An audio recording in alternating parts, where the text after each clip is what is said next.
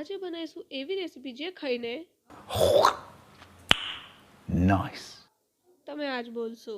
તો સૌથી પહેલાં આપણે લઈશું 1 કપ ઘઉંનો લોટ, એની અંદર સ્વાદ અનુસાર મીઠું, હાફ ટીસ્પૂન હળદર, 3 ટેબલસ્પૂન તેલ, એને બરોબર હાથથી મિક્સ કરી લેવું અને તેલ ઓછું લાગે તો ફરીથી તેલ નાખીને મિક્સ કરી લેવું।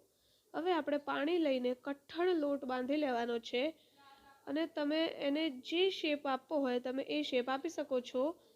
અને આપણે મસાલો બનાવવા માટે અહીંયા હાફ ટેબલસ્પૂન લાલ મરચું, હાફ ટેબલસ્પૂન આમચૂર પાવડર, સંચળ પાવડર હાફ ટેબલસ્પૂન ચાટ મસાલો નાખીને મિક્સ કરી લીધો છે। હવે લોટને પાછો લઈ લેવાનો છે અને એના ગુલ્લા વાળી લેવાના છે। તમે અહીંયા કોઈ બી શેપ આપી શકો છો, અમે અહીંયા ગોળ શેપ આપ્યો છે। હવે આપણે એક પેનમાં તેલ લઈને આપણી જે પૂરી હોતી એ પૂરીઓને તળી લેવાની છે।